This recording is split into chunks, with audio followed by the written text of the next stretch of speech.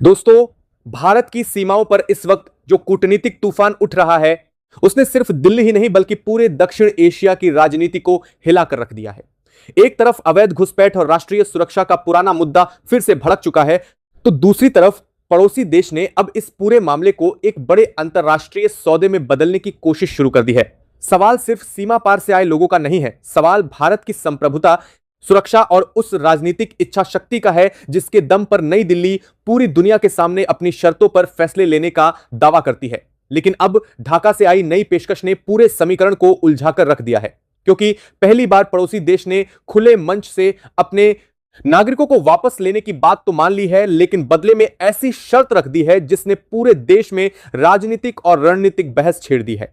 दोस्तों, जब से हमारे पड़ोसी देश बांग्लादेश में सत्ता का तख्तापलट हुआ है और वहां नई सरकार आई है, तब से भारत के भीतर अवैध प्रवासियों को लेकर एक बहुत बड़ा भूचाल आया हुआ है। पिछले कई दशकों से यह एक ऐसा संवेदनशील और गंभीर मुद्दा रहा है जिसने भारत की आंतरिक सुरक्षा और हमारे संसाधनों पर एक बहुत बड़ा दबाव बनाकर रखा है। अब तक ढाका की हुकूमत इस कड़वी सच्चाई को स्वीकार करने से ही साफ मना कर रही थी कि उनके देश के नागरिक अवैध तरीके से सीमा पार करके भारत के अलग अलग राज्यों में रह रहे हैं। लेकिन कल अचानक ढाका से एक ऐसा आधिकारिक बयान आया है जिसने भारत के गृह मंत्रालय से लेकर अंतरराष्ट्रीय रणनीतिकारों के गलियारों में तहलका मचाकर रख दिया है। बांग्लादेश की नई सरकार के विदेश मंत्री ने एक बेहद महत्वपूर्ण प्रेस कॉन्फ्रेंस में यह स्वीकार किया है कि वे अब भारत के भीतर बिना कानूनी दस्तावेजों के रह रहे अपने नागरिकों को वापस बुलाने के लिए तैयार हो गए हैं। उनके इस आधिकारिक बयान के अनुसार इन सभी लोगों की पूरी और गहन कानूनी जांच सीधे अंतरराष्ट्रीय सीमा पर की जाएगी, और जब सुरक्षा बल पूरी तरह संतुष्ट हो जाएंगे कि ये लोग मूल रूप से बांग्लादेश के ही निवासी हैं, तभी वहां की सेना उन्हें बॉर्डर पार करके अपने वतन में आने की अनुमति देगी। पहली नजर में यह खबर हर एक भारतीय के लिए एक बहुत बड़ी कूटनीतिक जीत की तरह दिखाई देती है, क्योंकि जिस मुद्दे पर दशकों से गतिरोध बना हुआ था, उस पर पड़ोसी देश आखिरकार झुकता हुआ नजर आ रहा है। लेकिन दोस्तों, इस पूरी कहानी में जो सबसे बड़ा और हैरान कर देने वाला मोड़ छिपा है, वह भारत के सामने रखी गई एक बेहद सख्त शर्त है। ढाका के विदेश मंत्री ने इस बड़ी घोषणा के साथ ही एक ऐसी शर्त टेबल पर रख दी है जिसकी मांग वह बहुत लंबे समय से करते आ रहे हैं।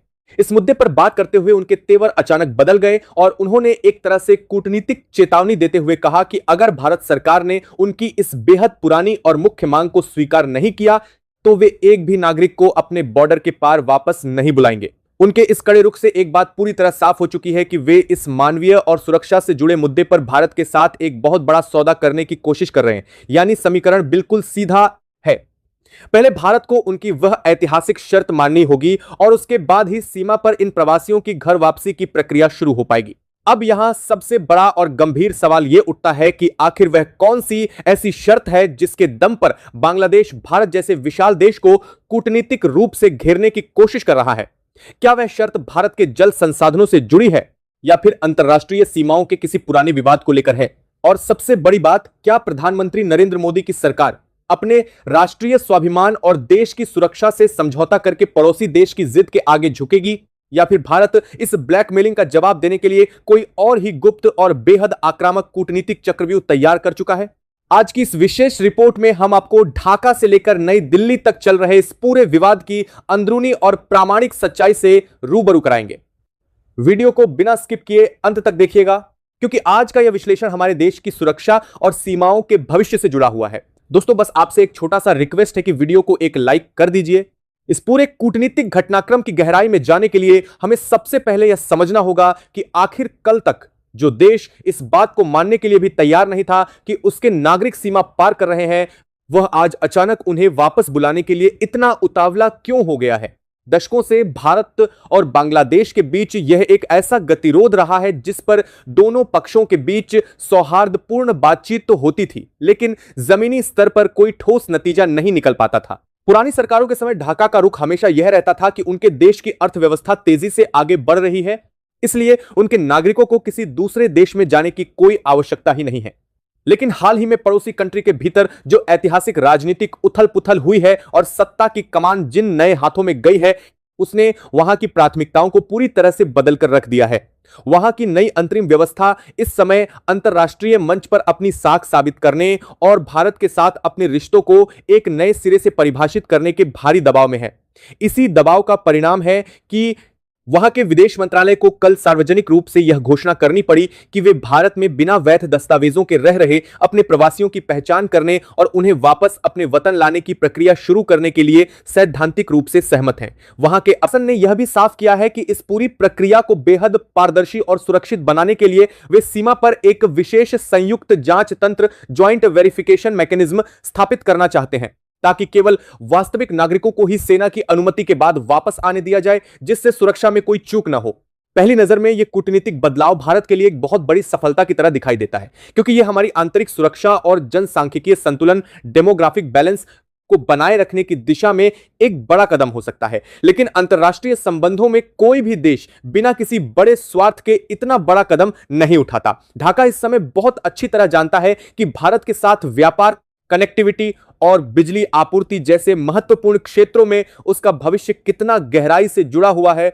अपनी इसी कूटनीतिक जरूरत को भांपते हुए वहां की नई हुकूमत ने इस मानवीय मुद्दे का इस्तेमाल भारत से अपनी एक बहुत पुरानी और ऐतिहासिक मांग को मनवाने के लिए एक बड़े हथियार के रूप में करने का फैसला किया है। उन्होंने साफ शब्दों में संदेश दे दिया है कि वे अपने नागरिकों की घर वापसी के लिए पूरी तरह तैयार हैं, लेकिन भारत को उनके सम्मान और उनकी एक मुख्य कूटनीतिक शर्त को पहले स्वीकार करना होगा, जिसने नई दिल्ली के रणनीतिकारों को एक बहुत बड़ी कूटनीतिक कशमकश में डाल दिया है। अब आइए उस सबसे बड़े और कूटनीतिक सस्पेंस से पर्दा उठाते हैं, जिसे ढाका की नई सरकार ने प्रवासियों की वापसी के बदले एक शर्त के रूप में भारत के सामने रख दिया है। अंतरराष्ट्रीय राजनीति में इस रणनीति को हाइड्रोपॉलिटिक्स यानी जल कूटनीति कहा जाता है। बांग्लादेश के विदेश मंत्री ने परोक्ष रूप से जिस मुख्य मांग को अपनी इस घोषणा से जोड़ा है, वह है भारत और बांग्लादेश के बीच दशकों से लंबित पड़े नदी जल समझौतों का उनकी शर्तों पर फाइनल होना। इसमें सबसे पहला और सबसे संवेदनशील मुद्दा है तीस्ता नदी जल विवाद। तीस्ता नदी सिक्किम और पश्चिम बंगाल से होते हुए बांग्लादेश में प्रवेश करती है और वहां के उत्तरी इलाकों के लाखों किसानों की आजीविका पूरी तरह से इसी नदी के पानी पर निर्भर है। बांग्लादेश का आरोप है कि सूखे के दिनों में भारत के बांधों के कारण उन्हें पर्याप्त पानी नहीं मिल पाता, जिससे उनके खेतों को भारी नुकसान होता है। वे बहुत लंबे समय से भारत से एक ऐसे स्थायी और कानूनी समझौते की मांग कर रहे हैं जो उन्हें तीस्ता के पानी का एक बड़ा और निश्चित हिस्सा दे सके। लेकिन बात सिर्फ तीस्ता नदी तक ही सीमित नहीं है। इस समय ढाका की नजर भारत के साथ होने वाले एक और ऐतिहासिक और बेहद महत्वपूर्ण समझौते पर टिकी है, जिसे हम गंगा जल समझौता, गंगा वाटर ट्रीटी के नाम से जानते हैं। आपको बता दें कि साल 1996 में भारत और बांग्लादेश के बीच गंगा नदी के पानी के बंटवारे को लेकर 30 साल का एक ऐतिहासिक समझौता हुआ था, जिसकी समय सीमा इसी साल यानी दिसंबर 2026 में पूरी तरह समाप्त होने जा रही है। इस समझौते का नवीनीकरण दोनों देशों के लिए बेहद महत्वपूर्ण है, क्योंकि गंगा नदी का पानी फरक्का बांध के जरिए बांग्लादेश में जाता है, जो उनके देश की कृषि और पीने के पानी की सुरक्षा के लिए एक लाइफलाइन की तरह काम करता है। ढाका की नई सरकार चाहती है कि प्रवासियों की घर वापसी के इस बड़े मानवीय मुद्दे का इस्तेमाल करके वह भारत सरकार पर एक ऐसा मनोवैज्ञानिक और कूटनीतिक दबाव बनाए ताकि भारत गंगा जल समझौते के नवीनीकरण के समय और तीस्ता विवाद पर उनकी शर्तों को पूरी तरह मान ले। बांग्लादेश के रणनीतिकार यह अच्छी तरह जानते हैं कि भारत में नदियों का पानी केवल एक अंतरराष्ट्रीय मुद्दा नहीं है, बल्कि यह एक बहुत बड़ा आंतरिक राजनीतिक मुद्दा भी है। तीस्ता और गंगा दोनों ही नदियां पश्चिम बंगाल से होकर गुजरती हैं और वहां की राज्य सरकार हमेशा से यह रुख अपनाती रही है कि अपने राज्य के किसानों के हितों की अनदेखी करके पड़ोसी देश को अतिरिक्त पानी नहीं दिया जा सकता। ढाका इसी कूटनीतिक पेच का फायदा उठाना चाहता है। उन्होंने भारत के सामने यह शर्त रख दी है, यदि भारत अपनी सीमाओं को सुरक्षित रखना चाहता है और प्रवासियों की व्यवस्थित वापसी चाहता है, तो नई दिल्ली को पहले इन दोनों जल समझौतों पर बांग्लादेश के हक में अंतिम फैसला करना होगा। उन्होंने साफ संदेश दे दिया है कि जब तक पानी के अधिकार पर भारत का रुख साफ नहीं होता, तब तक वे सीमा पर जांच की प्रक्रिया को आगे नहीं बढ़ाएंगे। कूटनीति के इस बेहद पेचीदा मोड़ ने भारत के विदेश मंत्रालय और गृह मंत्रालय के सामने एक ऐसी चुनौती खड़ी कर दी है, जहां भारत को अपनी आंतरिक राजनीति, अपने किसानों के हितों और अपनी राष्ट्रीय सुरक्षा के बीच एक बेहद बारीक और मजबूत संतुलन बनाना होगा। ढाका की इस जल कूटनीति और सख्त शर्त को देखकर पहली नजर में ऐसा लग सकता है कि उन्होंने भारत को एक मुश्किल कोने में ढकेल दिया है, लेकिन नई दिल्ली के नीति निर्माता अंतरराष्ट्रीय दबावों को संभालना बहुत अच्छी तरह जानते हैं। भारत इस समय बांग्लादेश के इस बदले हुए तेवर और शर्त को किसी घबराहट में नहीं देख रहा, बल्कि बेहद शांत और रणनीतिक तरीके से इसका एक ऐसा जवाबी ढांचा तैयार कर रहा है। बांग्लादेश के आप कहा बदले हुए तेवर और शर्त को किसी घबराहट में नहीं देख रहा, बल्कि बेहद शांत और रणनीतिक तरीके से इसका एक ऐसा जवाबी ढांचा तैयार कर रहा है जो पड़ोसी देश को अपनी जिद पर दोबारा सोचने के लिए मजबूर कर देगा।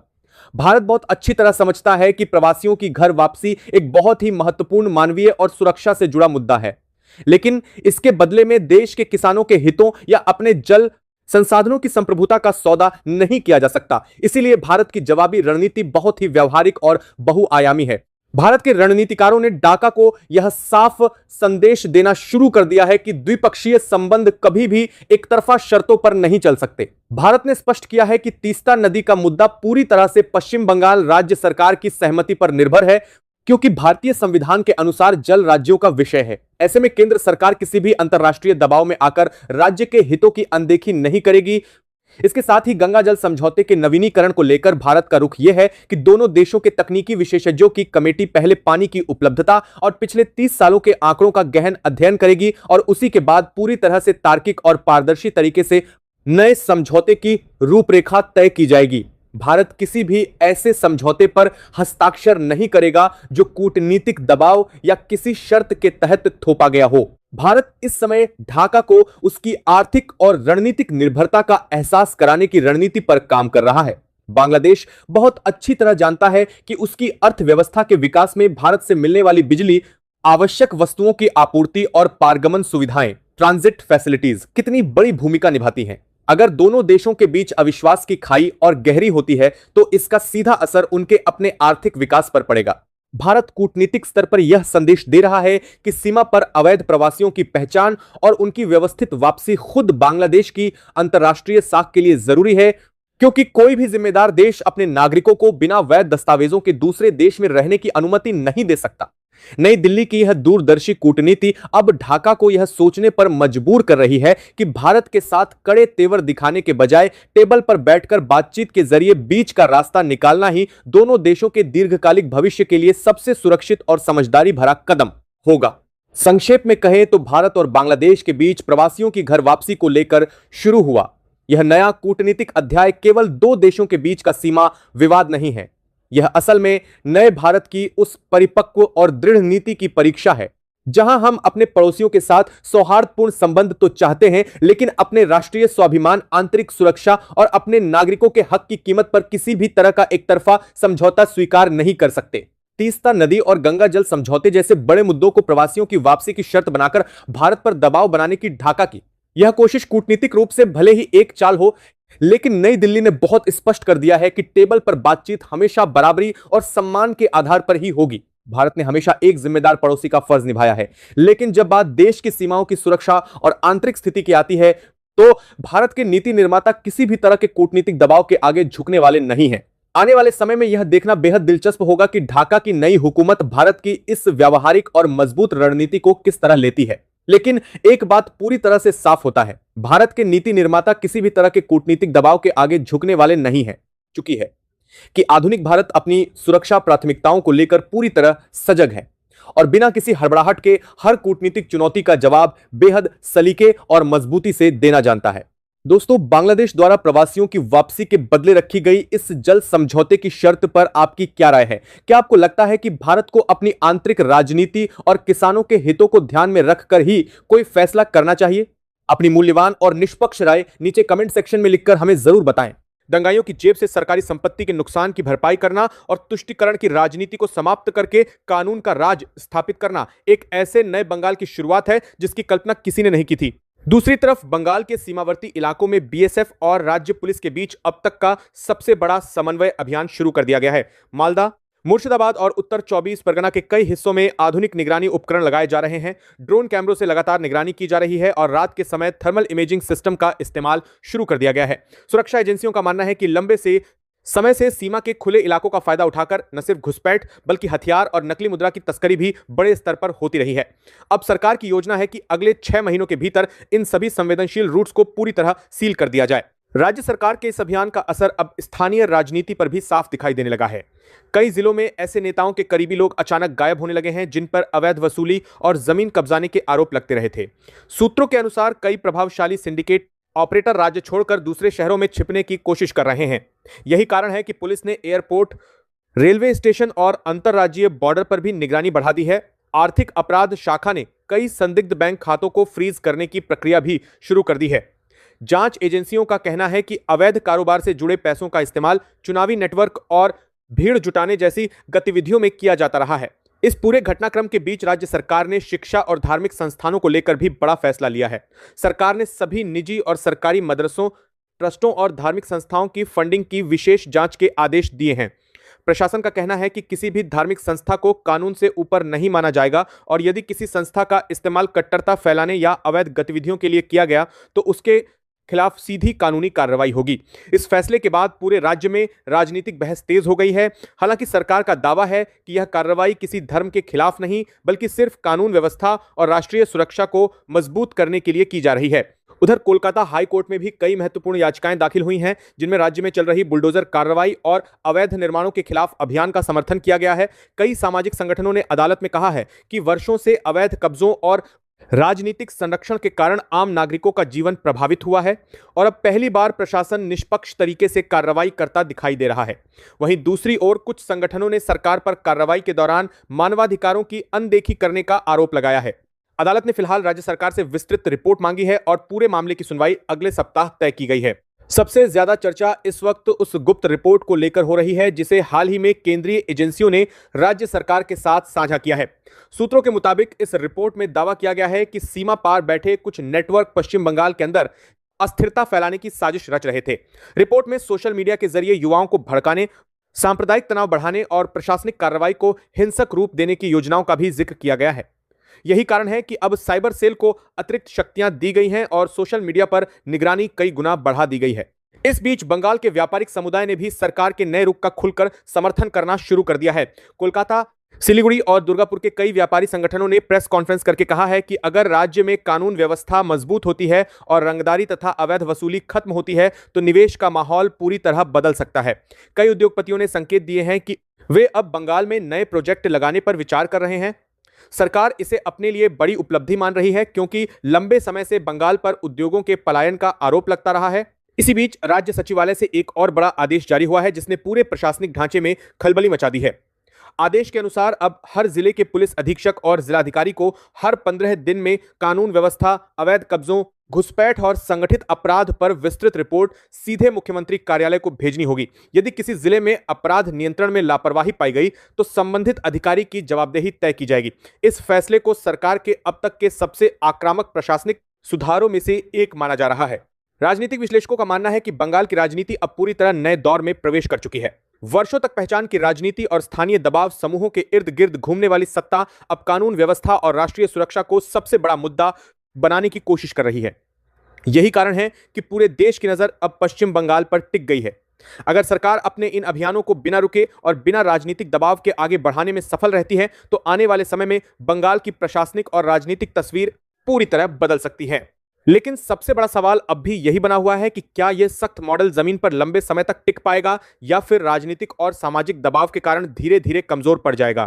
क्योंकि बंगाल का इतिहास हमेशा से उग्र राजनीतिक संघर्षों, वैचारिक टकराव और सड़क की राजनीति से जुड़ा रहा है। अब यह देखना बेहद दिलचस्प होगा कि आने वाले दिनों में शुभ हिंदू सरकार का यह कड़ा प्रशासनिक हंटर राज्य के बचे हुए अन्य माफियाओं और अपराधियों पर किस तरह चलता है और क्या बंगाल की यह नई प्रशासनिक व्यवस्था पूरे देश के लिए एक नया रोल मॉडल बनाएगा। कुछ भारतीय से पहले कोशिश आरबा ने सरकार की बंगाल सिम की सरकार की बंगाल की प्रैक्टिस को आपी तक करने का पानी कर रही है और आरा प्रशासनिक के बाद बंगाल करने के लिए बाती से बात प्रकार के 20 आरबा ने सामने सरकार पाएगी।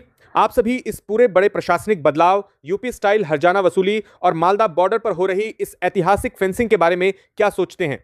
क्या आपको लगता है कि शुभेंदु अधिकारी का यह योगी मॉडल बंगाल को पूरी तरह से सुरक्षित और विकसित बना पाएगा? अपनी राय हमें नीचे कमेंट बॉक्स में लिखकर जरूर बताएं। जय हिंद दोस्तों।